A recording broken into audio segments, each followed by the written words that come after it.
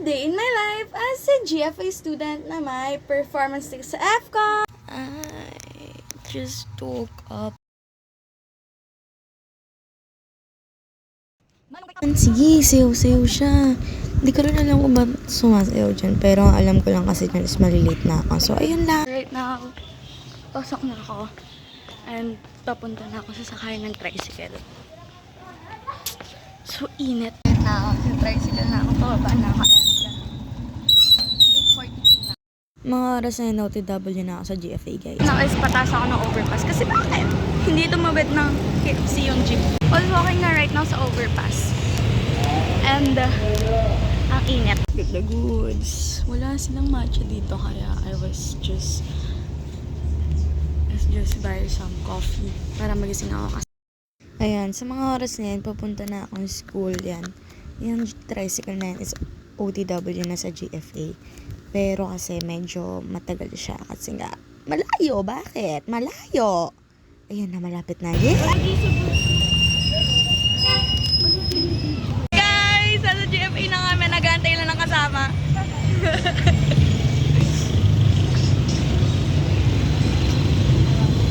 Tagal nila. Kuya, hi kayo, kuya! Hi! Hey guys, pasok na ako sa campus. So, skate. Pasok na ako and here na ako! Kasi malilate na kami. So, di na namin carry itayin si Gaile. Kasi ang tagal niya. Diba? Ayun na, pataas na ako ng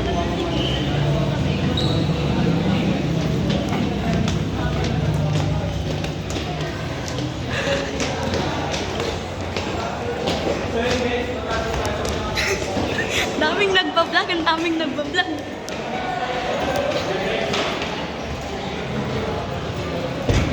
Ito na, papunta na kami na room.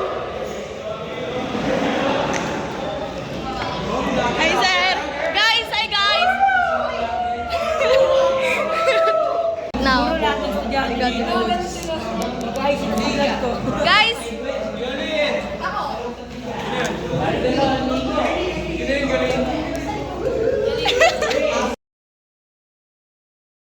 Sa mga time na yan, nakikinig yan siya ng mabuti kasi tinatamad yan siya mag-notes kasi wala siyang notebook. Ang muli ay Nice one! ngayon, pwede natin kay Panad ang kanyang mga plataforma upang mabuhay na.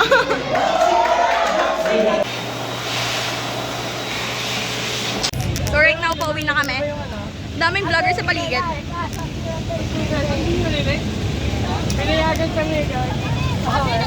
So, super crowded siya. Si Ethan! Ethan! Happy birthday!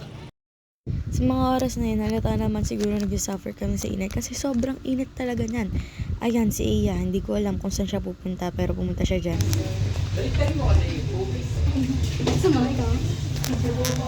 Sarap! Ang sarap niya!